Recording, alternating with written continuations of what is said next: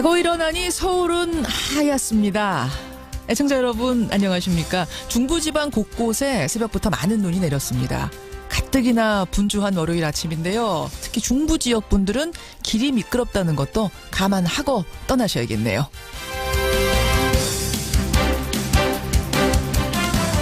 주말 사이에 참 안타까운 소식이 들려왔습니다. 지난 금요일 서울의 한 대학병원에서 치료를 받고 있던 신생아 4명이 불과 1시간 20여 분 사이에 잇따라 사망을 한 겁니다. 물론 이 아이들 모두 인큐베이터 속에서 치료를 받던 중환자입니다. 하지만 그걸 감안하더라도 4명이 동시다발적으로 심정지를 일으킨 건 워낙 이례적인 일이다 보니 지금 모두가 놀라고 있습니다. 원인은 오리무중입니다. 잠시 후 8시 반부터 이 아이들에 대한 부검이 시작되는데요. 그 현장을 따라가고 있는 기자, 그 시각에 연결을 해보도록 하죠. 월요일 아침 김현정의 뉴스쇼 출발합니다.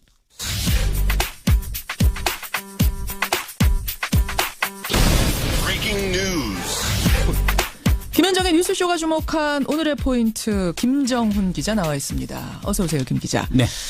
오늘 첫 포인트 신생아 소식부터 좀 들여다봐야 될 것 같아요. 그렇습니다. 신생아 4명이 80분 만에 잇따라 숨진 이번 사건 정말 충격이 큰데요. 예. 사고가 일어난 지 만 이틀이 지났지만 아직까지 정확한 원인을 찾지 못하고 있습니다. 예. 토요일 오전이었죠. 토요일 오전 5시 40분쯤부터 약 1시간 20분에 걸쳐서 신생아 중환아실에서 치료를 받던 미수가 4명이 연이어 목숨을 잃었습니다. 금요일에서 토요일로 넘어가던 그 밤이었군요. 그렇습니다. 예. 몇 분 간격으로 심정지 상황이 이어져서 심폐소생술을 시행했는데도 숨졌다는 겁니다. 당시 신생아 중환아실에는 16명이 있었는데 이후 나머지 12명은 다른 병원으로 옮겨지거나 퇴원을 했고요. 예. 경찰 그리고 보건당국이 조사에 나섰는데 아직 뚜렷한 원인이 나오지 않고 있어서 경찰은 오늘 숨진 신생아들에 대해서 부검을 진행한다고 합니다. 그러니까 아이들이 굉장히 중환 상태의 인큐베이터 속 미숙아들이었다는 건 사실이지만 네. 너무나 동시다발적이기 때문에 이게 상당히 이례적이라는 거 아닙니까? 그렇습니다. 근데 원인을 전혀 찾을 수가 없어요. 그러니까 지금 폐렴이다, 바이러스다, 또 아니면은 미숙아에게 자주 일어난다는 괴사성 장염일 가능성이 있다, 이런 얘기들이 있긴 합니다. 예. 근데 그렇다고 해도 4명이 거의 동시에 숨지는 일은 일반적이지 않지 않겠습니까? 게다가 감염이 거기서 뭔가 감염성 질환이 돌았다면 그 전에 징후들이 다 있어야 되는 거잖아요. 그렇죠. 그런 것도 전혀 없었다는 게 참 이상해요. 네네. 또 이 밖에도 인큐베이터가 혹시 고장났던 것 아니냐 이런 가능성 등도 제기되고는 있는데 역시 정확한 사고 경위는 부검이 끝나봐야 알 수 있을 것 같네요. 그렇죠. 예. 이 부검은 잠시 후 8시 반부터 시작이 된답니다. 이따가 8시 그 시간쯤 돼서 그 현장 기자 한번 연결을 해보죠. 병원 측은 일단 기자회견을 열고 사과를 했습니다. 그렇습니다. 예. 유족들 항의는 이어지고 있는 상황입니다. 그래요. 자, 이 상황까지 일단 정리해놓고 다음 포인트 갑니다. 네. 또 다른 안타까운 소식인데요. 엄동설안의 실종 한 달입니다. 전주에서 5살 아이 이제 이름이 이미 경찰이 다 밝혔습니다. 네, 공개 고준이 양. 수사됐죠. 예, 아직도 행방을 찾지 못하고 있어요. 네, 부부싸움 그 이후에 사라졌다는 고준희 양에 대한 수사가 공개로 전환된 게 지난 금요일입니다. 예. 여전히 실마리가 잡히지 않고 있네요. 고양이 실제 사라진 것은 지난달 18일이었다고 합니다. 예. 이미 한 달이 넘은 상황이죠. 근데 지난 8일에야 신고를 한 어머니는 밖에 나갔다가 와보니 아이가 없어졌는데 별거 중인 아버지가 데리고 간 것 같아서 신고를 그동안 안 했다 이렇게 설명을 했어요. 별거 중인 아버지가 데리고 간 것 같아서 신고를 안 했는데 문제는 아버지한테 전화도 안 했다는 거 아닙니까? 네. 서로 좀 이런 상황인데 부부는 최근까지 사실혼 관계로 지냈다고 합니다. 예. 사실혼 관계로요. 고향은 남편이 전 부인 사이에서 낳은 딸인 것으로 알려져 있고요. 신고를 받고 경찰 인력 60명이 헬기 수색 견까지 동원해서 일대를 샅샅이 뒤졌지만 아직까지 흔적을 찾지 못했다는 거죠. 예, 단순 실종이 아닐 가능성도 염두에 두고 있는 거죠. 그렇죠. 경찰도 모든 가능성을 열고 수사를 하고 있습니다. 예. 파마 머리를 한 고준희 양은 키 110cm에 몸무게 20kg 또 사시 발달 장애를 앓고 있다고 하거든요. 청취자 여러분들께서도 관심을 기울여 주시면 좋겠습니다. 네, 전주에서 실종됐습니다. 5살 고준희 양 사건 이제 공개 수사에 들어간다는 거. 다음 포인트 가죠. 네, 110일 만에 원세훈 재판입니다. 국정원 대선 개입으로 구속됐던 원세훈 전 원장 또 다른 재판에 나오는 거죠? 네, 이번에는 국고 손실 혐의인데요. 원세훈 전 원장은 민병주 전 심리전단장 등과 공모를 해서 국정원 외곽팀의 불법 정치활동에 활동비를 제공하느라고 모두 65억 원의 국고를 손실케 한 혐의를 받고 있습니다. 예. 오늘은 이에 대한 공판 준비 기일이거든요. 앞으로의 쟁점들을 정리하게 되고요. 예.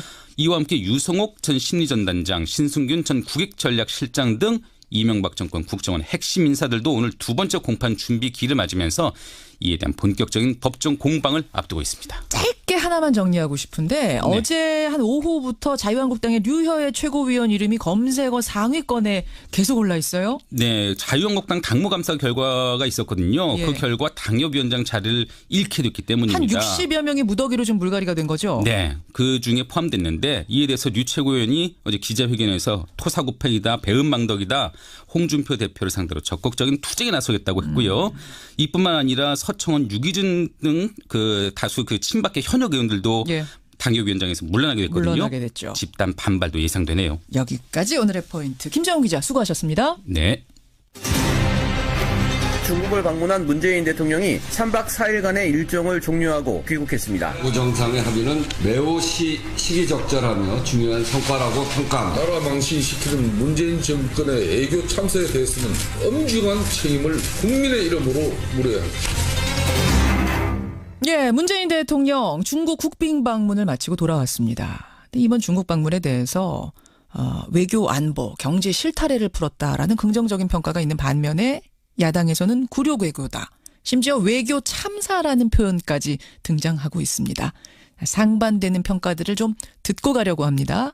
먼저 제1야당의 평가, 자유한국당 나경원 의원 연결을 해보죠. 나 의원님 안녕하세요.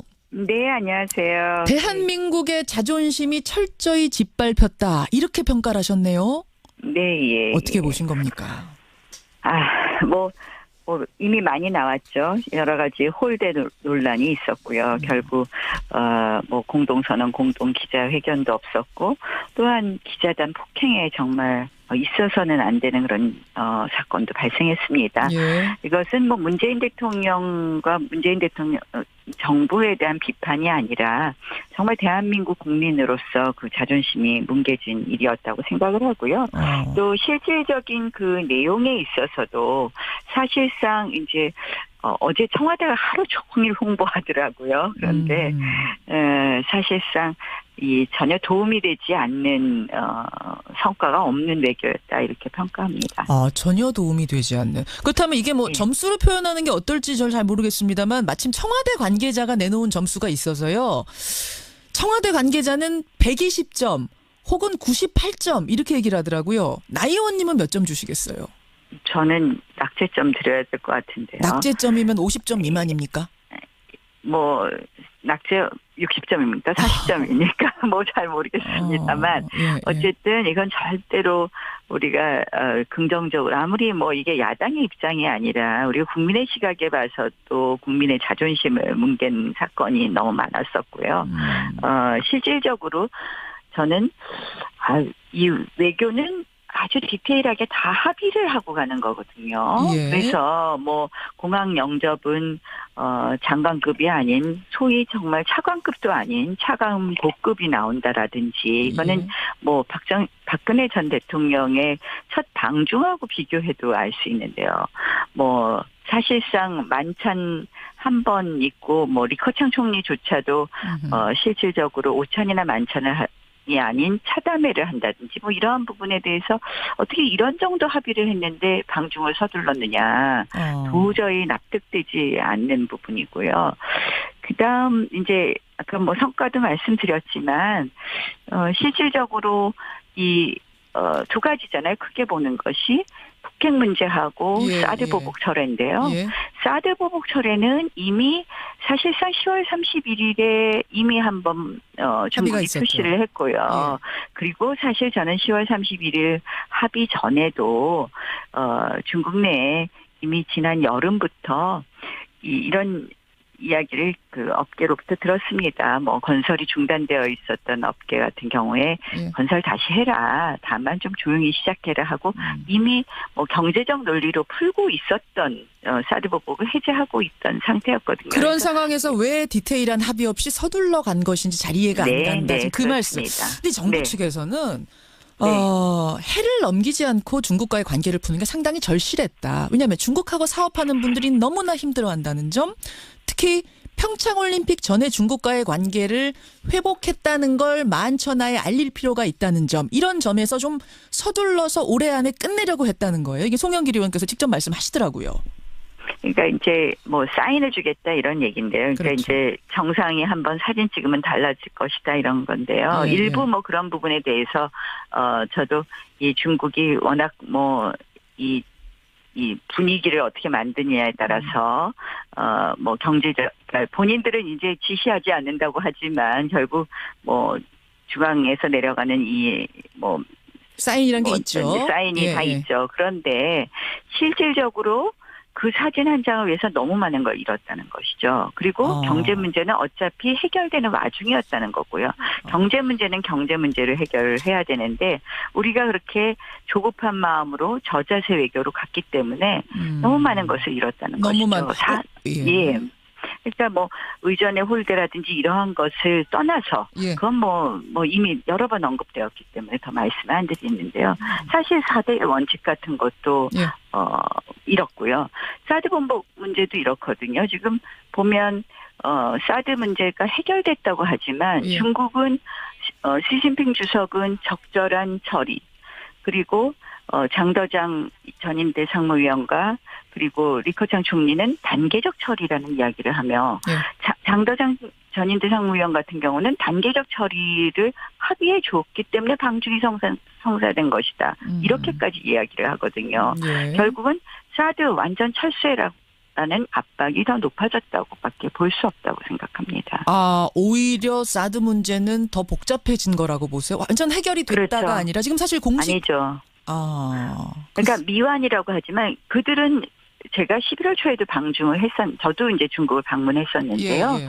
그때 저는 장혜수의 그 외교부 상무부장을 만났었는데 장관급이죠. 예. 이렇게 얘기를 하더라고요. 그때는 타당한 처리를 해달라고 계속 강조하더라고요. 그러니까 그때 10월 합의 직후였는데 예. 그러니까 그들은 사드 문제가 완전히 철회될 때까지 지금 이 카드 경제 문제로 우리가 저자세를 가지면 가질수록 계속 그 카드를 갖고 흔들면서 뭐 이거 안 해주면 오히려 그러니까 지금도 사실 이제 완전히 뭐 한국 관광을 풀거나 그러지 않지 않았습니까? 예, 그런 예. 식으로 저는 계속 흔들 거라고 생각을 하고요. 알겠습니다. 너무 많이 양보했다고 생각합니다. 뭐 이번에 이제 지적된 장면들 여러 가지 장면들 중에 혼밥 얘기도 있었고 기자단 집단 폭행 얘기도 있었고 공항에서의 영점 얘기도 있었고 이것들 중에 나 의원 보시기에 제일 안타까웠던 장면은 어떤 건가요?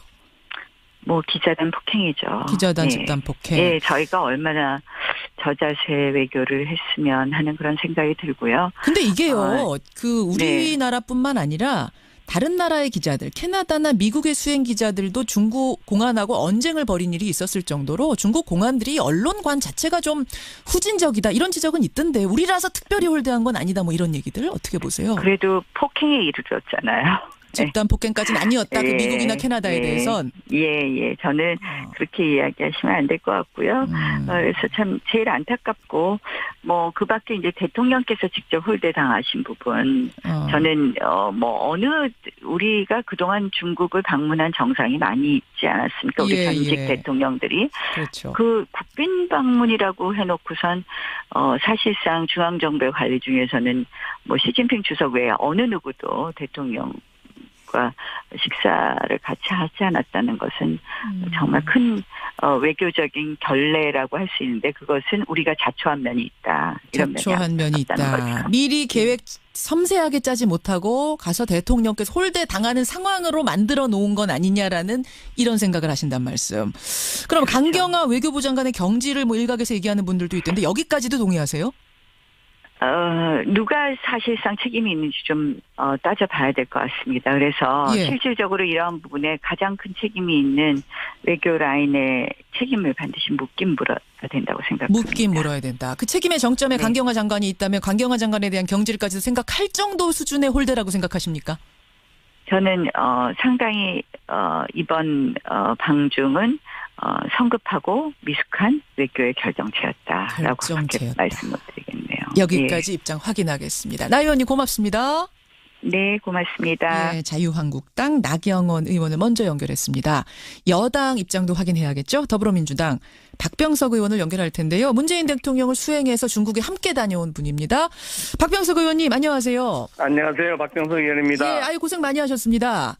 예, 감사합니다. 고생을 많이 하고 돌아오셨는데 지금 와서 느끼셨겠지만 여러 가지 지금 잡음들이 많이 일어나고 있습니다.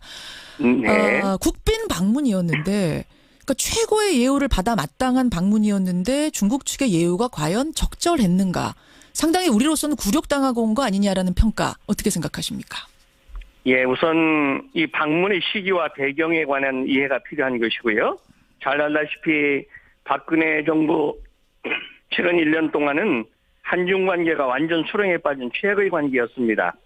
그 수렁에 빠진 양국 관계를 건져내는 그 과정에서 약간 묻은 신발에 묻은 흙을 보면서 왜 양탄자에 꽃이 싣고 가지 않았느냐 하고 비판할 수는 없다고 생각을 하는 것이고요. 예, 이번은 막힌 것을 뚫고 예? 수렁에 빠진 한중 관계를 정상 궤도로 올려놓은 아주 의미 있는 실리 외교의 성과를 거뒀다고 생각합니다. 수렁에 이미 빠져 있는 걸 건져내는데 신발에 왜 흙 묻었냐라고 지금 탓할 상황이 아니다 이런 말씀이세요? 예, 약간의 흙을 가지고 예. 지금 자꾸 질책을 하시는데요. 그 양국 관계가 최상의 관계 때는 예. 그 양탄자에 꽃신 싣고 가는 거 아니겠습니까? 예. 그거하고 비교를 하는 것은 맞지 않는 것이죠. 꽃신 신을 상황이 우선, 아니었다. 예, 그 관계를 잘 보셔야 되고요. 또 하나 아주 특이한 것은 예. 중국 언론의 보도인데요. 예. 방문할 때의 중국 언론의 보도와 방문이 끝난 뒤의 보도는 확연하게 달랐습니다. 어떻게 달랐습니까? 예를 들면 그 인민일보의 자매지라는 환구시보, 예. 환출스파오 같은 경우 보면 방문 후에는 일면 톱 사진이 우리 문 대통령께서 서민식당에 가서 일반인들이 먹는 요태와와 또장을 먹는 사진을 실으면서 그 일면 톱의 제목이 문 대통령 중국 국민 감동 얻는 노력 하고 일면 거의 전체를 서민식당 광고하고 활동을 보도한 것처럼. 방문 후에 그게 나왔어요? 서민식당 사진이? 방문 후에 일면톱, 환구시보 일면톱에 그렇게 보도가 제가 됐습니다. 왜 이 질문을 지금 다시 한번 확인드리냐면 홍준표 네. 대표께서 그 서민식당 가서 내외가 식사하신 것에 대해 아니 문재인 대통령이 중국 대통령으로 출마하시는 줄 알았다. 국빈으로 가셔가지고는 왜 서민식당 가서 식사를 하시는가. 그게 또 주목이라도 많이 받았으면 모르는데 중국 언론들이 상당히 그걸 뭐 크게 관심을 갖지 않았다는 면을 지적하셨거든요. 근데 방문 후에는 사진이 나왔단 말이죠. 네, 방문 후에 떠나시는 날 보면은 일면톱에 완전 제일 큰 제목이 문재인 대통령 중국 국민 감동 얻는 노력 그리고 서민식당의 사진이 아주 일면에 크게 실렸습니다. 알겠습니다. 아마 그분들이 그 중국 언론에 대한 주시를 못한 것 같고요. 예, 그다음에 그 당시의 배경이 그 난징 대학살이 중국 추도일인데 난징 대학살이라는 것은 우리나라의 현충일에 비교할 만한 중국의 국가적 추모일이었다는 것입니다. 가령 중국 국민들이 볼 때 그러한 시점에 시진핑 주석하고 문 대통령하고 건배하는 장면을 보고 싶었겠습니까? 아니면 대한민국 대통령이 서민식당에서 소박하게 식사를 하는 모습을 보고 싶었겠습니까? 바로 그것이 공공외교의 전형이라고 저는 봅니다. 자, 근데 이제 그 시점에 대한 문제를 앞서서 나경원 의원은 지적하셨어요. 왜 그렇게 서둘러서 이 시점에 갔는가? 특히 난징 대학살이라고 하면 말하자면 일종의 제삿날.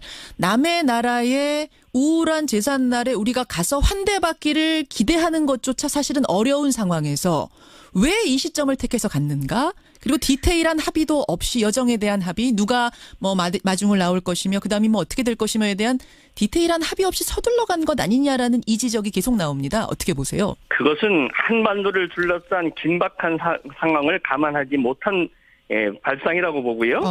저는 계속 주장했던 것이 트럼프가 대한민국을 방한하는 11월부터 평창 동계올림픽이는 2월까지가 대한민국 외교의 핵심 관건적 시기라는 것을 계속 강조를 해왔습니다. 왜 그러느냐? 지금 북한 핵과 미사일이 고도화되고 있기 때문에 빨리 중국을 통해서 거기에 대한 대책을 세워야 되는 것이고요.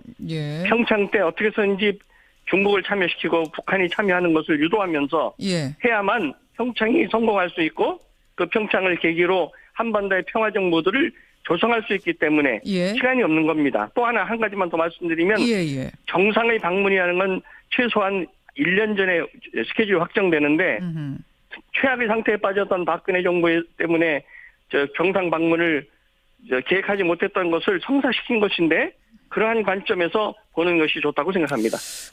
공항에 차관도 아니고 차관보가 영접 나왔다 이 부분에 대해서는 지금 어떻게들 판단하고 계세요? 그 사례는 이명박 대통령 방문했을 때도 차관보가 나왔었고요. 그 다음에는 지금은 대부분 이제 아시아 담당, 한반도 담당 차관이 나오는데 지금 차관이 공석 중입니다. 그 공석 중인 자리를 요번에 나온 차관보 콩시엔유라는 분이 대리하고 있기 때문에 정확하게 얘기하면 차관보가 아시아 담당 차관이 없는 상황에서 대리하는 분이 나왔다고 하는 것이 옳은 표현이고요. 그 다음에 이명박 대통령도 차관보가 나왔다는 것도 함께 상기할 필요가 있습니다. 필리핀 두테르테 대통령 방중 때는 외교부 장관에 해당하는 왕이 부장이 나왔었던 적도 있기 때문에 이건 우리 좀 비교되는 거 아니냐 이런 얘기들도 지적이 나오는데 어떻습니까? 그 관계에서 말씀드렸다시피 콩시엔유라는 사람이 지금 육자회담 전번 우다웨이 차관급인 우다웨이가 하는 것을 대행하는 분이기 때문에 만약 공석이 안 됐었다면 차관이 나왔었겠죠. 근데 이분의 역할이 실질적으로 장관을 기대하기는 조금 어려운 상황이었고 차관 정도가 나오는 게 맞았는데 차관이 공석이어서 차관보가 나왔다 이렇게 되는 건가요? 그렇게 표현하는 것이 올 것 같습니다. 알겠습니다. 방문 씨, 기자 폭행에 대한 이야기도 계속해서 나오는 걸 아마 현지에서도 좀 들으셨을 거예요. 아무리 중국 공안의 언론관이 좀 후진적이라는 걸 감안해도 국빈을 따라간 수행 기자, 그것도 비표까지 걸고 있고 우리 대통령을 취재하러 공식적으로 간 사람을 언쟁 정도도 아닌 집단적으로 폭행한 것은 이건 국빈에 대한 예우도 아니고 국빈국에 대한 예우도 아니라는 지적. 이 비판에 대해서는 어떻게 보십니까? 저는 이 사건이 났을 때 모든 것을 중단하고 우리 종합상황실, 외교부 상황실과 청와대 상황실을 뛰어갔었습니다. 그러셨어요. 그래서 그 진행 사항을 누구보다도 잘 알고 있고요. 우리는 이유 여하를 막론하고 이 문제는 반드시 중국 당국의 철저한 조사와 관련자 엄벌 그리고 중국 정부 당국의 적절한 입장 표명이 요구되는 사항입니다. 변명할 수 없는 것입니다. 다만 그 과정에서 그 경호원들과 우리 한국 기자들 간의 그 언어가 소통하지 못하는 점이 좀 문제가 되지 않았나 하는 생각이 있고요. 그 과정에서 언어가 소통이 되지 않았다는 거니까 오해가 생기면서 더 이게 집단 폭행으로까지 이어졌다라고 보시는 거예요? 아닙니다. 우리가 이것을 취재하는 한국의 대통령 수행단 기자라는 것이 적절하게 전달되지 못한 것이 아닌가 하는 생각을 갖고 있습니다. 그리고 이제 중국과 한국은 그 취재의 환경이 달라요. 제가 이렇게 양국 그 세미나 하는데 취재하는 것을 보면 한국 기자들은 어떻게든지 그 양국 정상과 가깝게 와서 취재하려고 그러는데 중국은 일정한 그 범위를 두는 것이 양국이 다르죠. 그러나 이유 여하를 막론하고 이것은 중국의 책임이 있습니다. 반드시 철저한 조사, 관련자 엄벌 그리고 중국 정부 당국의 책임 있는 입장 표명을 요구해야 됩니다. 여기까지 오늘 양쪽 말씀 듣는 것으로 하죠. 박병석 의원님 고맙습니다. 네. 더불어민주당 박병석 의원이었습니다. 이가탄의 힘 붓고 피날 때 탁월하게 아픈 잇몸 정의 뉴스쇼 2부 출발합니다. 지난 토요일 한 대학병원에서요 신생아 4명이 불과 1시간 20여 분 사이에 동시다발적으로 사망하는 사건이 발생했습니다. 물론 이 아이들 중환자였다는 걸 감안해야 합니다. 하지만 그렇다고 하더라도 이렇게 동시다발적인 사망은 상당히 이례적인 일이어서요 좀 충격이 상당합니다. 잠시 후 8시 반부터 이 신생아들에 대한 부검이 예정이 돼 있다는데 그 현장을 동행 취재하고 있는 CBS 김명지 기자 첫 순서로 연결을 해보죠. 월요일의 코너 이택수의 여론에서는 조금 전 일부에서 여야의 이 방중평가 여러분 들으셨죠. 여러분들의 문자가 지금 뜨겁게 쏟아지고 있는데요. 우리 청취자들의 문자 외에도 국민 여론은 어떤지를 주말 사이에 여론조사로 돌려봤습니다. 이택수 대표가 지금 들고 오고 계세요. 잠시 후 확인을 해보죠. 일부에서 김성환의 행간이 안 나갔는데 오늘 빠지는 겁니까? 한 분이 질문 주셨어요. 안 빠집니다. 예, 김성환 씨도 제 옆에 지금 나와 계십니다. 만나보죠. 화제 인터뷰에서는 화장실 얘기를 좀 해보겠습니다. 내년부터요. 공중 화장실에 휴지통이 사라집니다. 변기옆 휴지통. 변기옆에 휴지통을 없애면 냄새도 사라지고 보기에도 좋다라는 게 이유인데 어떻게 생각하십니까? 이 운동을 이미 18년 전부터 해온 분이 계셔서요. 표혜령 대표 만나서 무슨 이유인지 얘기 좀 들어보죠. 50원의 단문 100원의 장문 유료 문자 샵 1212 카톡 레인보우까지 열어놓고 출발합니다.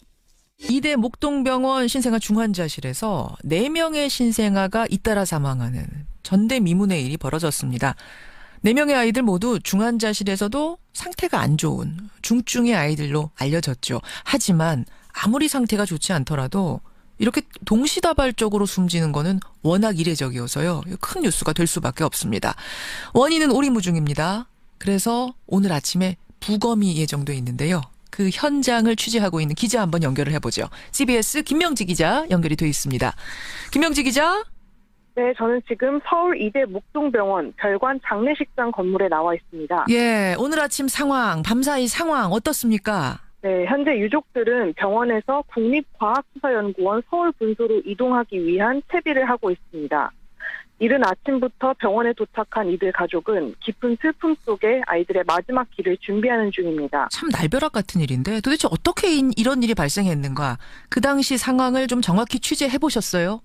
네, 경찰에 따르면 이들 신생아 4명은 지난 16일 밤 9시 31분부터 10시 53분까지 약 1시간 반 동안 이대 목동병원 내 신생아 집중치료실에서 연이어 숨졌습니다. 네, 의료진은 이들 4명의 환자들을 상대로 총 6차례의 심폐소생술을 실시했지만 결국 단 1명도 살려내지 못했습니다.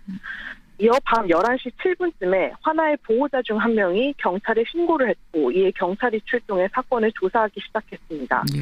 이튿날 양천보건소와 서울지방경찰청 광역수사대 역시 현장 실사에 나섰습니다. 그러니까 사망 후의 상황들을 지금 정리를 해주셨는데 전혀 알려진 게 없다고요, 원인은? 네, 병원 측이나 관계당국은 아직 명확한 원인을 밝혀내지 못한 상태입니다.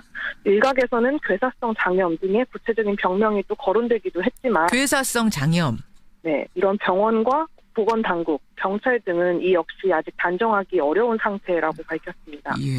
어떤 것도 단정하기 어려운 상황. 그렇다 보니까 이제 가설만 무성한데 우리가 지금 그 가설들을 논하는 건 적절치는 않아 보이고요. 오늘 부검이 이루어진다고요? 네, 경찰과 유족들은 이제 곧 국립과학수사연구원 서울 분소로 이동해서 8시 반 정도에 현장에 도착하면 9시가 조금 넘어서 부검을 시작할 예정입니다. 부검 검사 결과가 확정되는 시기는 아직 단정하기 어렵다는 입장인데요. 다만 의료 과실 여부를 수사할 예정인 서울지방경찰청 광역수사대는 오늘 우선 부검을 마치고 가소견이 나오면 우선 이를 따라 수사를 실시할 예정이라고 전했습니다. 그래요. 어제 그 병원에 언론 브리핑이 있었죠. 그 현장 영상을 보니까 현장에서 유족 한 명이 불만을 강하게 제기하는 걸 봤어요. 지금 유족들 입장, 유족들이 생각하는 문제점 이야기 좀 나눠봤습니까? 네, 어제 있었던 병원 브리핑 현장에서 자신의 사망한 아이의 아빠라고 밝힌 유족이 나타났습니다. 이들 유족은 병원 측으로부터 이 같은 브리핑 소식을 듣지 못하고 있다가 부랴부랴 현장으로 나왔다면서 앞으로 논의 과정에 유가족들을 우선으로 할 것을 강력히 요구했습니다. 네, 또 앞서 유족들은 심정지가 일어나기 시작한 오후 5시 이전부터 일부 아이들의 배가 볼록하고 호흡곤란을 보이는 등의 이상 증세가 있었다고 병원 측에 문제를 제기했던 것으로 밝혀졌습니다. 병원 역시 이런 문제 제기 사실을 시인했고요. 앞으로 경찰 수사에 따라서 이런 문제 제기의 원인을 밝혀내겠다는 입장입니다. 어느 누구도 원인에 대해서는 지금 말할 수 없는 상황인 거죠? 네, 그렇습니다. 그런 만큼 오늘 부검이 상당히 중요해 보입니다. 김명지 기자. 네. 예, 부검 현장까지 쭉 따라가는 겁니까? 네, 그렇습니다. 예. 상황 속에서 뭐 속보가 나오면 또 바로 연결 부탁드려요. 예, 알겠습니다. 예, 수고하셨습니다. 이대 목동병원에서 CBS 김명지 기자 연결해봤습니다. 예, 일부에서 여야 의견을 다 들어보느냐고 오늘 행간이 2부로 넘어왔습니다. 김성환의 행간 시사평론가 김성환 씨 나와 계십니다. 어서 오십시오. 네, 안녕하세요. 월요일 아침부터 네. 좀 뒤숭숭한 소식이에요. 저도 어제 속보로 들어온 소식 보고 깜짝 놀랐습니다. 그렇죠. 그러니까 이 아이들이 중환자실에 있었던 중환 환자들임은 분명합니다. 네네. 미숙아 상태로 이제 태어난 아이들인 건 분명하지만 4명이 81분 동안 동시다발적으로 숨지는 건 처음 있는 일이라 그럽니다. 이게 우연의 일치인지 아니면 뭔가 분명한 원인이 있는 것인지 이런 것들을 좀 철저히 조사를 해봐야 될 것 같습니다. 저희가 많은 의료 전문가들을 어제 하루 종일 접촉을 했습니다. 네. 근데 이분들 중에 어느 분도 자신 있게 나와서 얘기는 못 하겠대요. 워낙 상황이 이례적인데다가 네, 그렇죠. 가설들은 몇 가지 얘기했어요. 근데 진짜로 우연으로 그 4명이 동시다발적으로 숨질 수도 있다. 정말 우연으로. 아니면 뭔가 기구에 문제가 생겼을 가능성, 감염일 가능성은 좀 조심스럽게 보더라고요. 왜냐하면은 그럼 징후가 그 전에 충분히 나타났어야 되는데 그런 게 없다. 그렇기 때문에 이거는 부검하기 전까지는 전문가가 인터뷰할 상황이 아니다라고 저희들도 더 강요하진 않았습니다. 조심스럽게 접근하기 위해서 8시 반부터 이어지는 부검 소식이 나오는 대로 제가 전해드리기로 하죠. 행간은 뭐 할까요? 교수신문이 매년 연말 올해의 사자성어를 선정해서 발표하잖아요. 근데 2017년은 어떤 사자성어가 선정이 됐을까요? 사악한 것을 부수고 바른 것을 드러낸다는 뜻의 파사현정을 선정했습니다. 예, 파사현정. 예. 저 김현정 할 때 현정은 아닙니다. 헷갈리시면 안 돼요. 이 교수신문이 선정한 올해의 사자성어 예. 파사현정. 이 뉴스의 행간을 좀 살펴볼까 합니다. 매년 이맘때 되면 교수신문이 늘 올해의 사자성어 내놓는데 그게 이제 올해는 파사현정이었던 겁니다. 격동의 한 해를 정리하는 의미가 담긴 거죠? 네, 맞습니다. 이 파사현정을 추천한 그 한 명 중에 한 명인 최경봉 원광대 교수는 이렇게 설명을 했습니다. 시민들이 올바름을 구현하고자 촛불을 들면서 나라를 바로 세울 기반이 마련됐다. 예. 이제 그런 의미를 담았다고 하는 건데요. 이 국정농단으로 민주주의를 파괴한 정부를 촛불의 힘으로 무너뜨리고 예. 이 새 정부가 나라를 바로 세우기 위해서 적폐청산에 나섰다. 이걸 이제 현실을 반영했다고 하는 그런 이제 해석이 가능할 것 같습니다. 이 교수신문은 전국의 대학 교수 1000명을 대상으로 설문조사를 했고요. 교수의 34%가 파사현정을 꼽았습니다. 2001년부터 교수신문이 선정한 사자성어를 쭉 살펴봤더니 그때 이제 2001년도에 오리무중이 선정이 됐고요. 그 이후에 쭉 살펴보면 긍정적인 의미를 담고 있는 사자성어가 선정된 게 올해가 처음인 것 같습니다. 저도 지금 그 얘기하려고 했어요. 저희가 매년 이 소식을 전했었는데 긍정적인 의미가 뽑힌 걸 저도 처음 봤어요. 인터뷰 인생에서 처음 봤어요. 뭔가 새 정부에 대한 기대감이 그만큼 반영이 된 것 같습니다. 자, 이 뉴스의 행간 들어가 보죠. 네, 첫 번째 행간은 파사현정이 5년 만에 실현됐다입니다. 이게 무슨 말씀이세요? 이 교수신문이 사자성어로 파사현정을 이제 선정한 게 이번이 처음 있는 일이 아닙니다. 그래요? 예, 2012년도에도 파사현정을 선정을 했는데요. 근데 항상 부정적인 것만 나왔었던 걸로 기억하는데 있었어요, 그런 적이? 이게 조금 차이가 있습니다. 예. 두 발표에 차이가 있는 게 뭐냐면 2012년에 발표한 파사현정은 매년 연초에 새해 바람을 담은 희망의 사자성어였습니다. 그러니까 연말을 정리하는 올해의 말이 하나 있고 새해 시작하면 희망의 사자성어 하나씩 내놓는 게 있었어요. 그렇죠. 연초에 발표하는 게 있습니다. 이건 연초에 2012년도에는 연초에 희망을 담은 사자성어로 발표한 게 파사현정이었다는 겁니다. 그런데 이번에 발표한 파사현정은 한 해를 정리하는 올해의 사자성어로 발표한 겁니다. 그러네요. 그러니까 이게 무슨 뜻일까요? 2012년에는 이명박 정부 임기 말이었거든요.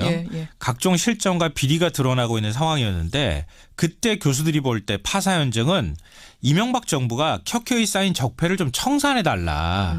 비리도 좀 없고. 소망의 의미. 그 소망의 의미를 담았는데 그 소망을 담은 파사현정이 올해는 마지막 한 해를 정리하는 파사현정으로 선정이 됐으니까 그때 5년 전에 교수들이 바람을 가졌던 게 올해 실현이 됐다. 이렇게 얘기할 수 있다는 거죠. 되네요.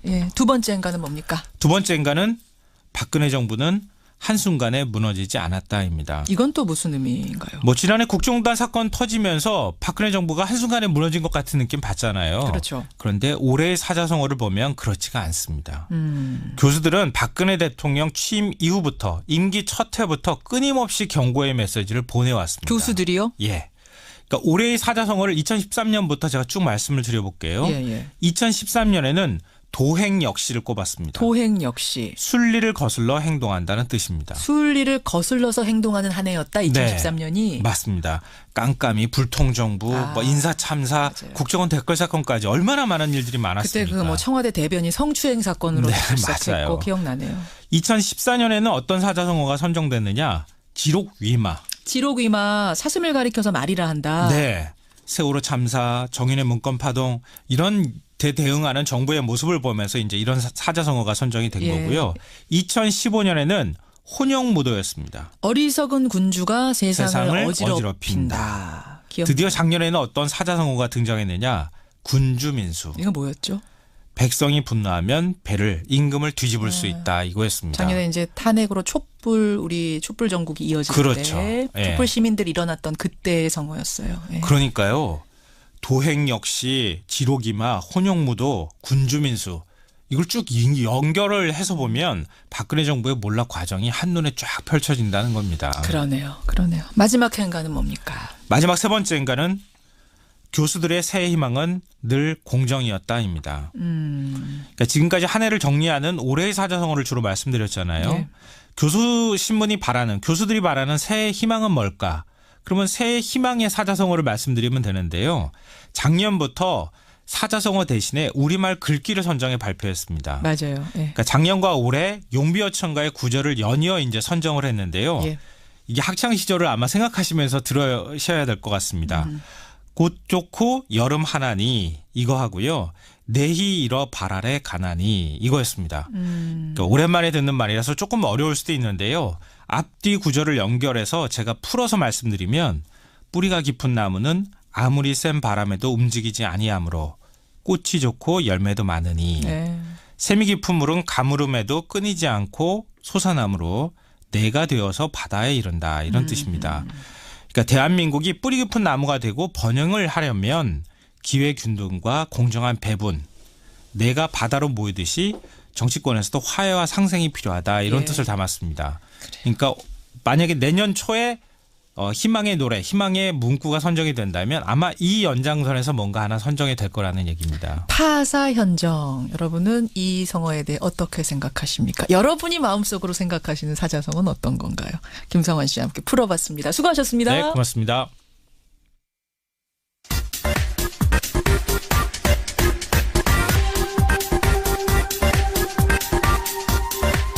최신 여론조사 결과를 알아보는 시간입니다. 이택수의 여론. 오늘도 리얼미터 이택수 대표 나오셨어요. 어서 오십시오. 네, 안녕하세요. 조금 전에 교수들이 뽑은 올해의 말 들으셨죠? 네. 파사현정. 네. 빠샤 이거 아니고요. 네. 빠샤 김현정 이슈쇼 이런 거 아닙니까? 아니고 파사현정이래요. 네. 꼭 뭐 사자성어 아니더라도 이 대표님. 네. 올해에 기억나는 말 같은 거 뭐 올해의 말 이런 거 있으세요? 저는 뭐 연장선상에서 당구풍월. 당구풍월. 네. 무슨 뜻이죠? 당구를 잘 치면 뭐 풍을 옵니다 이런 얘기는 아니고 이 당자가 서당할 때 당자인데요. 서당께 3년이면 풍월을 옵는다. 김현정 뉴스쇼와 3년을 함께하면 견문이 넓어진다. 뭐 이런. 야, 깔때기 받아서. 이건 뭐 아재 개그도 아니고 얼른 넘어가야겠습니다. 올해 말을 우리 청취자들은 어떻게 생각하시는지 저희가 잠시 후에요. 음향뉴스 현장에 거리로 나가봤어요. 네. 여러분들 시민들이 생각하는 올해의 말도 한번 들어보시고요. 이택수 대표는 어쨌든 서당께 3년, 뉴스쇼와 함께한 3년 떠올려 주셨어요. 이번 주 스페셜 조사.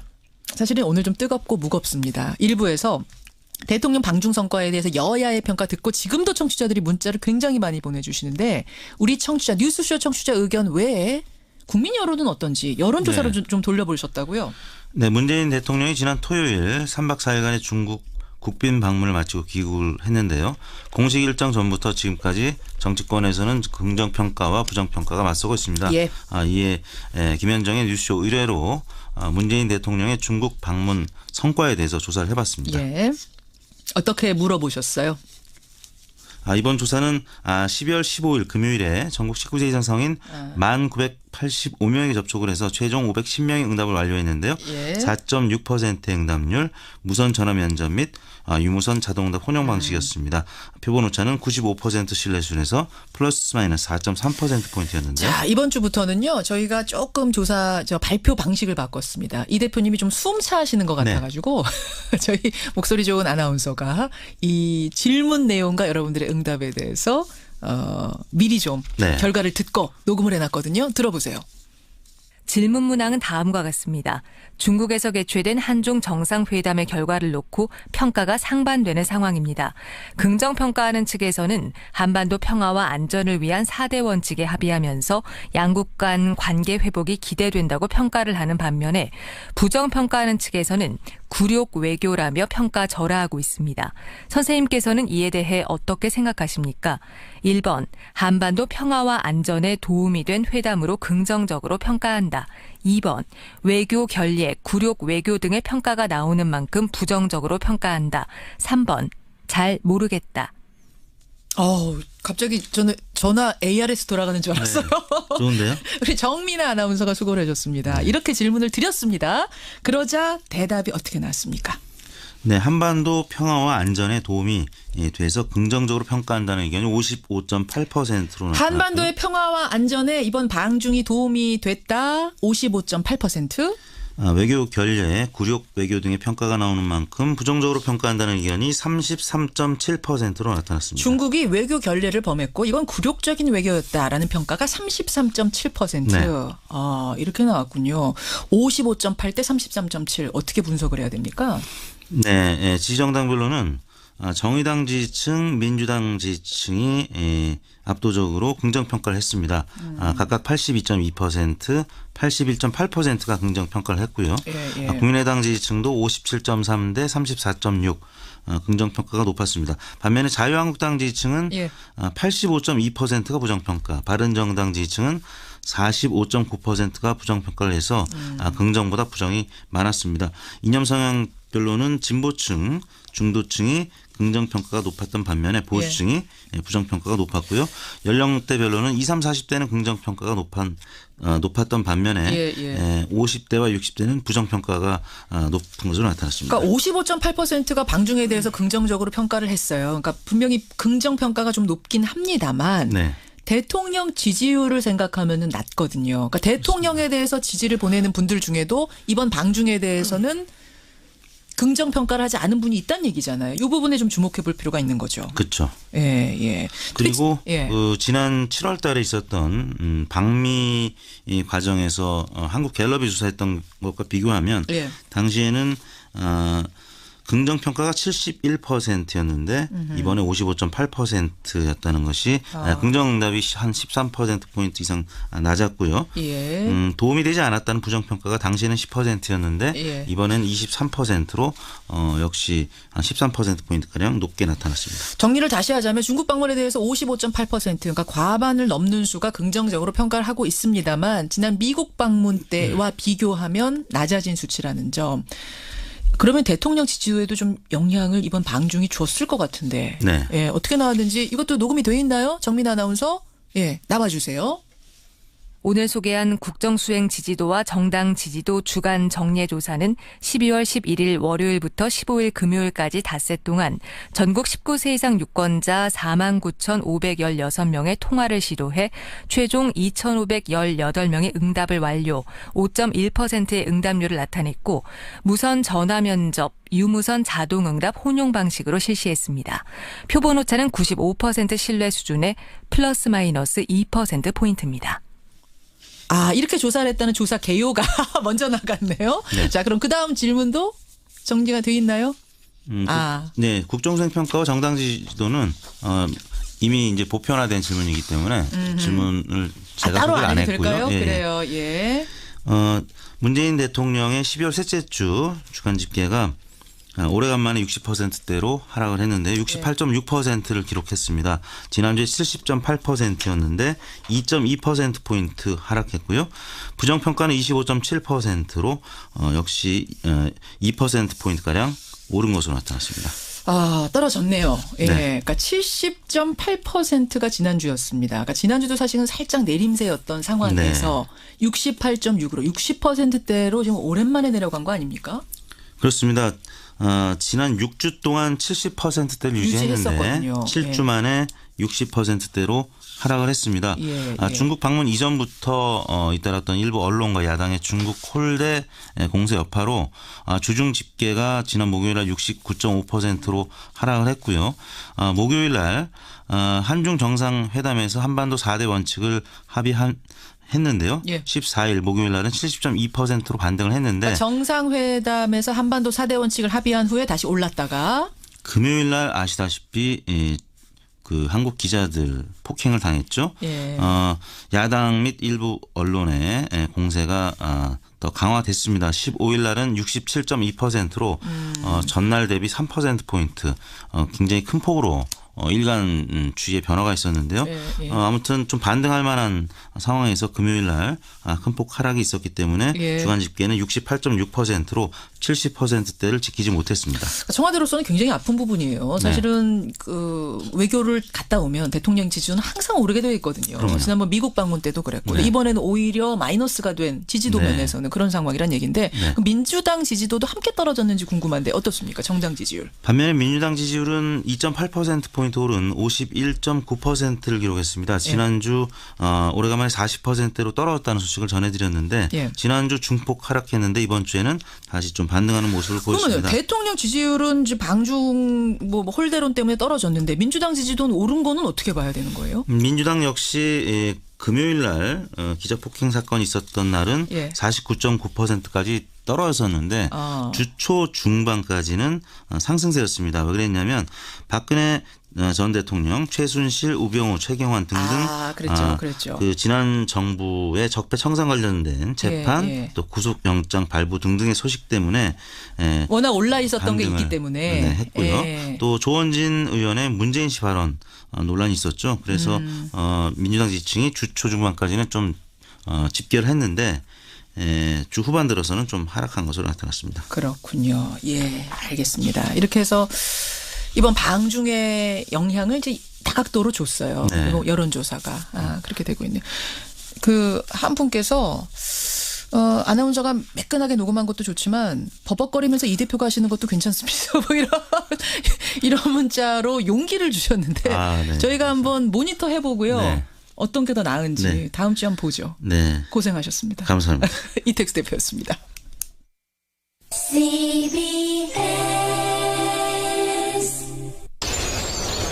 안녕철 선임 기자 어서 오십시오. 안녕하십니까. 권 기자는 올해 말 제일 기억에 남는 거 어떤 거? 적폐청산입니다. 적폐청산이라는 단어 참 많이 썼네요. 촛불 시민혁명 과정에서부터 정권 교체 이후에도 계속되고 있는 최대의 유행어였네요. 진짜 적폐청산이란 말이 한편으로 보면 굉장히 씁쓸하기도 하고 반드시 해내야 되는 일이기도 합니다. 이 말에 이렇게 익숙해질 정도의 사회가 됐는가라는 생각. 저는 올해 떠오르면은 제일 기억에 남는 말이 그 환경미화원 아주머니가 최순실 씨를 향해 던졌던 그 말 있잖아요. 방송용으로 뭐 적합하지는 않습니다만 우리가 이미 다 아는 말이니까. 땡하네. 참 이 말 잊을 수가 없어요. 그러니까 우리 모두가 그를 향해서 던지고 싶었던 그 무렵의 심정을 그분께서 너무나 적절하게 사이다처럼 해주셨던 그 말. 올해의 말로 저는 꼽고 싶습니다. 여러분도 올해의 말 생각나는 거 있으면 하나씩 던져주십시오. 보죠. 문자 좀 보죠. 이 방중 외교에 대해서는 말입니다. 서효수님, 과거에는 실속 없는 정상 외교를 보고도 부정적인 평가를 안 하더니 이번 정상 방문은 난제 해결하러 간 건데도 유독 부정평가가 많은 것 같다. 왜 이러는 것이냐? 하는 분도 계시고요. 반면에 신영규님은 홀대가 맞을 수도 있다고 봅니다. 하지만 냉정하게 살펴보면 현재의 상황이 너무 좋지 않다는 것도 감안해야지요. 하면서 안타까울 뿐이다. 이런 문자도 주셨습니다. 8998님은 박근혜 정부 때는 우리가 박근혜 정부 때 중국이 우리를 잘 대접해 줬는데 사드 가지고 한국이 뒤통수를 때렸다고 중국이 생각할 수 있다. 그래서 이번에 뭐 이런 홀대처럼 보이는 상황이 벌어진 건 아니겠느냐라는 8998님의 시각도 있고 전혀 홀대 아니다. 이 뭐 혼밥이라든지 이런 것들을 좀 잘못 알아서 이런 보도가 영향을 준 것 아니냐. 뭐 이런 보도들. 원래 그 정도는 가서 혼자 먹는다. 정상들이. 이런 문자도 꽤 많이 들어오고요. 여러분 의견 고맙습니다. 권영철 선임 기자. 네. Y뉴스. 참 오늘 올해 말에서도 박근혜 전 대통령의 파면 결정 말도 나오곤 했는데 오늘 박 전 대통령 얘기를 좀 가지고 오셨다고요? 예, 이제 박근혜 전 대통령, 박근혜 피고인 뭐 이렇게 503 이렇게 부르기도 하는데 예. 재판 관련 뉴스에서는 박근혜 피고인, 박 피고인으로 부르는 게 맞는 것 같습니다. 그래요. 박근혜 피고인에 대한 구속영장이 추가로 발부된 뒤가 한 2달이 더 지났죠. 예. 그렇지만 박 피고인은 10월 16일 법정에서 법치의 이름을 빌린 정치 보복이라고 주장한 뒤 구치소에서 나오지 않고 있습니다. 그렇죠. 박 피고인은 재판 불출석 이유를 건강상 이유라고 주장하고 있지만 실제로 건강 상태는 구속될 당시와 별 차이가 없는 것으로 전해지고 있습니다. 그래서 박근혜 피고인 재판 거부 정말 건강상 이유 때문일까? 이렇게 주제를 정해봤습니다. 재판에 불출석 가는 이유가 정말 건강 때문일까? 예. 정말 그렇다고 생각하시는 분이 많지는 않을 것 같습니다만 상황 체크를 해보신 거죠? 지난달 27일, 28일 두 번의 재판 불출석은 건강상의 이유라고 주장을 했습니다. 구치소 측에서 박 전 대통령이 허리 통증을 호소하고 있고 무릎 부종으로 진통제 처방을 받았다. 이런 얘기를 했었거든요. 예. 그렇지만 담당 재판부는 박근혜 피고인이 정당한 사유 없이 출석을 거부하고 있는 걸로 파악하고 있습니다. 지난 12일 서울중앙지법 형사 22부 김세윤 재판장은 피고인이 법정에 나가기를 거부하고 있고 법정에 인치하기 곤란하다는 취지의 보고서가 왔다. 박근혜 피고인이 정당한 사유 없이 출석을 거부하고 교도 간의 인치도 현저히 곤란하다고 한다. 그래서 골석 재판을 하겠다고 선언을 한 그렇게 겁니다. 했었죠. 네. 그렇다면 박 피고인, 박근혜 전 대통령 건강 상태는 진짜 어떤 건가요? 검찰과 법무부 구치소 관계자 등에게 확인해 보니까 건강은 구속될 때와 큰 차이가 없다고 합니다. 그래요? 교정당국의 한 고위 관계자는 박 피고인의 건강이 심각하다고 주장할 만큼 나쁘지 않다. 건강은 처음 들어왔을 때와 비슷하고 그동안 병원에 3차례나 나가도 결과는 똑같다. 허리 디스크 판정을 받긴 받았었잖아요. 예, 이게 이제 두 번째까지 나갈 때는 노화에 따른 퇴행 증상이라 그랬는데 지난달에 MRI를 찍었잖아요. 예. 그때 이제 박 전 대통령에게 허리 디스크가 생겼다고 이렇게 판단을 허리 했습니다. 디스크는 있는 건 맞지만 허리 디스크 있다고 뭐 재판 못 갈 정도는 아닌 거니까. 예. 다른 건강 이상은 없습니까? 무릎이 안 좋은 상태에서 약을 복용하는 것으로 알려졌고요. 또 소화장애도 있는 걸로 알려졌습니다. 그렇지만 발가락이 처음에는 많이 아프다 그랬잖아요. 그렇죠. 내성 발톱 때문에. 지금은 발가락 얘기는 하지 않고 있고 박 피고인은 지금 구속 이전에도 그랬지만은 소화 기능이 좋지 못해서 구치소에서 제공되는 식사의 절반 정도만 천천히 먹는다고 합니다. 그래서. 구치소 생활은 어떻다고 그래요? 별다른 문제 없이 지내고 있는 것으로 확인이 됐습니다. 뭐 규칙적인 생활로 식사하고 설거지도 하고 샤워도 하고 책을 읽다가 또 지지자들이 보낸 편지도 읽기도 하고. 하루에 한 30통 정도 온다면서요? 예. 가끔 뭐 하루에 1시간 정도 운동장에서 운동도 하고 그렇게 한다고 그럽니다. 그래요. 어떤 운동을 한대요? 운동은? 운동이라는 게 과거에는 왜 요가도 하고 단전호흡도 했잖아요. 이제 그건 허리 통증 때문에 안 한다 그러고요. 1시간 정도 구치소 운동장에서 뭐 바람도 맞고 햇볕도 쬐고 뭐 걷는 걸 운동이라고 얘기를 합니다. 햇볕도 쬐고 바람도 쐬고 걷는데 법정에는 안 나온단 말이죠. 그렇죠. 네. 외부인은 만납니까? 전혀 접촉하지 않고 전혀요. 있습니다. 10월 16일 2차 구속영장이 집행된 이후에 유영하 변호사가 두세 차례 면회를 했거든요. 그 이후에는 누구와도 면회를 하거나 접견을 하지 않고 있습니다. 일상적으로 만나는 교도관과 진료를 위해 만나는 의사 외에는 어느 누구도 접촉하지 않은 채 스스로 고립을 자처하고 있는 겁니다. 박근혜 정부에서 뭐 고위직을 지낸 인사라든지 가까운 친박계 인사들이 찾아오기도 할 법한데 일부 고위직 아주 극소수의 고위직들은 간접적으로 뭐 만나고 싶다는 의사를 지내오는데 박 피고인이 안 만난답니까? 그렇게 하고 있답니다. 하긴 국선 변호인들 자신의 변호를 맡고 있는 국선 변호인들도 안 만난다는 소리 들었는데 그 후로도 정말 한 번도 안 만났대요? 그렇죠. 국선 변호인으로 선임된 뒤에 서너 차례 편지를 보내서 면회를 갈 테니까 만나달라고 했는데 박 피고인은 생각 없다. 그 편지에 대해 답장도 안 하고 교도관들을 통해서 만나지 않겠다는 의사를 전달해달라. 이렇게 하고 있답니다. 그래요. 그 책을 아까 읽는다고 그러셨죠? 책. 그 책은 어떤 책을 읽는다고 합니까?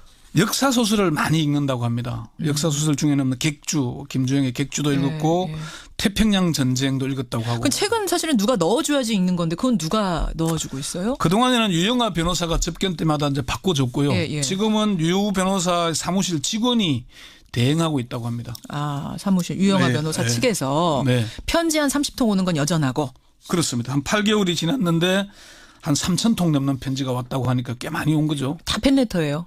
지지자들의 뭐 격려 지지자들이 뭐 그렇다고 하는데 답장은 단 한 통도 하지 않고 있다. 한 통도 하지 않고 특혜를 받고 있다는 주장도 끊임없이 나왔었는데 이 부분은 좀 체크해 보셨습니까?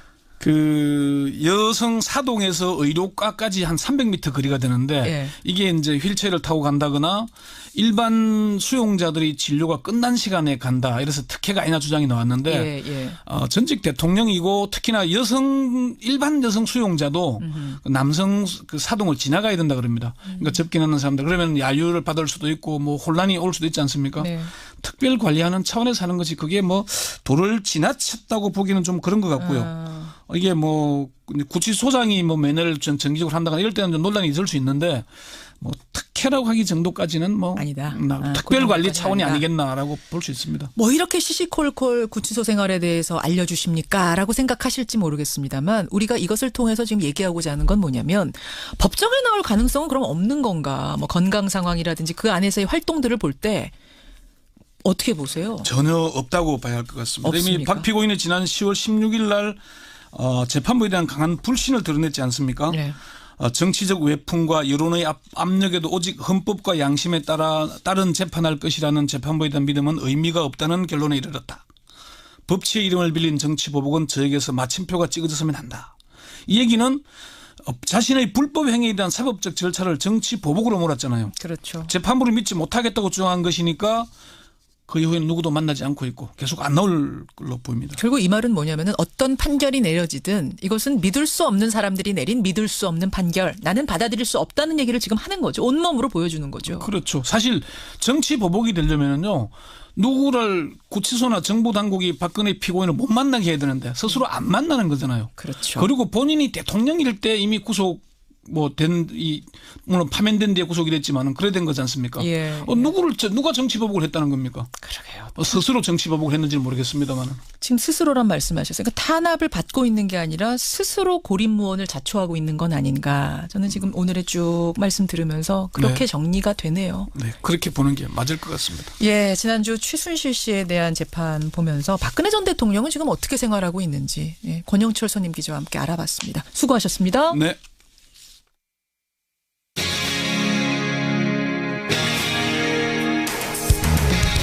여러분께서는 지금 CBS 라디오 김현정의 뉴스쇼를 함께하고 계십니다. 이제 새해부터는요. 공중화장실 변기 옆에 휴지통이 모두 사라집니다. 행안부의 공식 시행령으로 시행이 되는 건데요. 휴지통 사라지면 화장실 깨끗해질 거다. 좋아하시는 분이 있는가 하면 그러다가 더 더러워지는 건 아니야? 이런 염려들도 나옵니다. 근데 이미 오래전부터 화장실의 휴지통을 없애야 한다 주장을 해온 분이 계세요.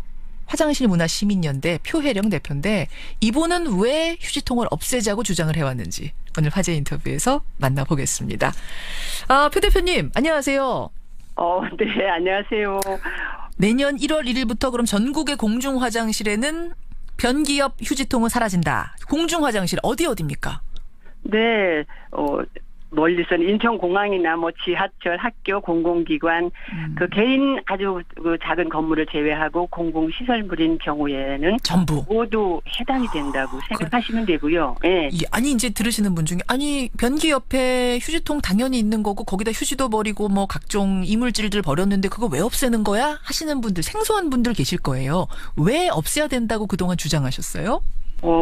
화장실에서 나는 악취, 거기에서 올라오는 위생적인 세균의 온상, 한두 가지가 아니에요. 일단 화장실에 들어가면 우리가 공중화장실에서 나는 그 안 좋은 냄새들, 그게 사실은 그 휴지통에서부터 나는 거군요. 네, 그리고 일단 화장실에 가서 우리가 왜 그 휴지통에 있는 그걸 보면 안 보고 싶잖아요. 네, 그거 불쾌하죠. 좋을 리는 없죠. 없지, 봤던 거지요, 그러면은 말하자면 여성들의 위생용품 같은 거 그런 건 휴지통 아니면 어디다 버립니까? 지금 이제 현재의 여성 대변기 칸 안에는 여성 위생 수거함을 비치하도록 되어 있어요. 아, 바닥에 휴지통은 없애지만 그 위생용품 통 정도만 남겨두는 형식으로. 외국도 제가 생각해보니까 진짜 외국 나가보면 그런 식이었던 것 같아요. 네. 처음에 우리가 외국에 가서 이건 뭐였을까 이렇게 생각한 것들이 지금은 이제 우리의 화장실이 그렇게 법적으로 시행령으로 설치하라라고 되어 있으니까 안 하고 싶은데도 해야 되겠지요. 하긴 일본의 도쿄타워 가면은 한글로 휴지를 변기에 버리세요라고 적혀 있다면서요. 네.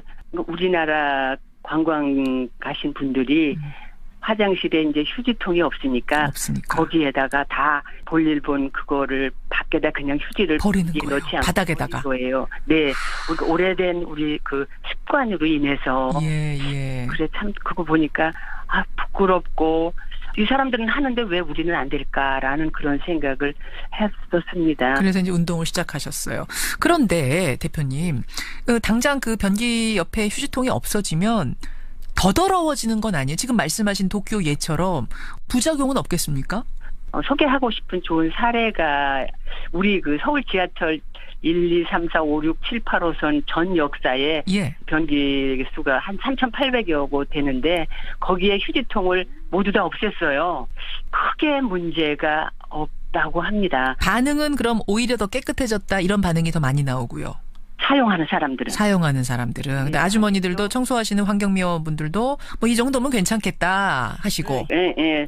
그래도 이게 정착이 되면 그런 어떤 감정노동, 정신노동 그런 데서 조금 해방이 되지 않겠습니까? 라는 아주 긍정적인 말씀을 하시는 분들도 있어요. 아유, 자리 잡아가는 과정이네요. 그러니까 지금.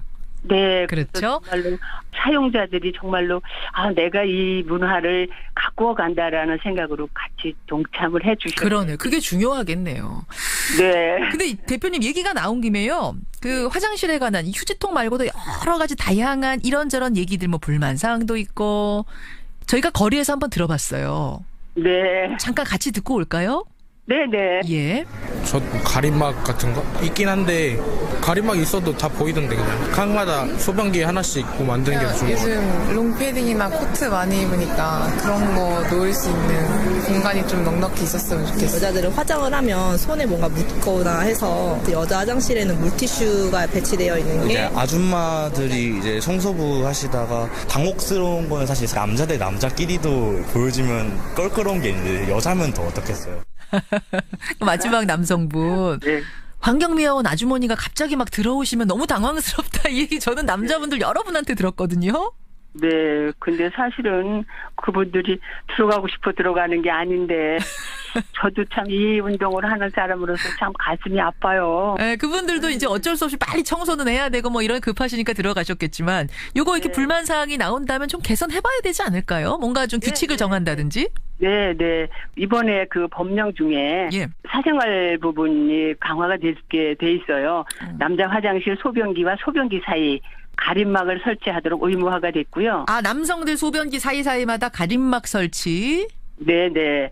또 청소할 때는 여기는 그 여성 관리인이 남성 화장실을 청소할 때는 청소 중 표지판을 언제나 그 부착해 놓고 청소를 하도록 하는 게 의무화됐기 때문에 이제는 조금 그 불쑥불쑥. 근데 또 바쁘신 분들 화장실은 뭐 내가 뭐 아주 뭐 이러면서 가는 게 아니라 막 급해서 가는 거기 때문에 어떤 분들은 그걸 뭐 발로 다 차고 나도 또 차고 급하게 들어온 남성분도 있고 그럼 또 아주머니도 민망하셔요 사실은. 네. 이거 급해 죽겠는데 이게 뭐야 하고 발로 차고 가신다는데 이제 앞으로는 청소 중 표지판을 세워놓으면 좀 안에 들어가서 이렇게 조용히 볼일을 보셔야 되겠고 꼭 급하신 분들은 그렇게 해주시고 청소하시는 우리 여성 관리인들을 투명인간이냐 뭐 막말하시고 막 그렇게 안 해주시기를 좀 부탁. 그럼요. 그건 뭐 당연한 거죠. 예, 그분들의 인권 존중해드려야 되고 그분들도 남성 이용객들 존중해주시고 이게 법령화가 됐으니까 좋습니다. 잘 된 것 같아요. 네. 대표님 지금 18년째 이 화장실 운동하고 계시는 분이세요. 아름다운 사람은 머문 자리도 아름답다. 요 표어 여러분 많이 보셨잖아요. 요거 만든 분이 대표님이시라면서요. 네. 그래. 대표님이 18년 동안 이 화장실 운동을 하면서 이것만은 꼭 개선해보고 싶다. 변기 옆에 휴지통 없애는 거 말고 또 어떤 거 있습니까? 남녀 공용 화장실 분리 운동입니다. 지금 현재는. 남녀 공용 화장실. 서로 부끄럽고 무섭고 창피하고 그런 공간이기 때문에 민망하기 때문에 그렇죠. 한 평짜리라도 분리해라. 분리해라. 요 운동 하나. 또 하나는? 저희들이 화장실에 가서 왜 이렇게 그 손 말리는 기계에다가 그 손을 말리잖아요. 손을 씻고 나서. 핸드 드라이어. 네네. 예. 핸드 드라이어를 없애고 내 손수건을 사용하자. 뭐 그런 운동. 얘기하면 꼭 한 가지만은 안 되고요. 10가지, 20가지가 넘어요. 그래요.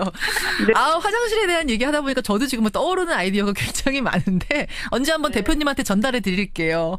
감사합니다. 언제든지 저희한테 말씀해 주시면 저희가 고쳐 나가도록 그렇게 노력해 보겠습니다. 대표님 오늘 말씀 고맙습니다. 초대해 주셔서 너무 감사드리고요. 화장실에 휴지통 없애기 이제 시작이니까 함께 도와주세요. 저도 열심히 참여하겠습니다. 네, 고맙습니다. 예, 고맙습니다. 화장실 문화시민연대 표혜령 대표였습니다.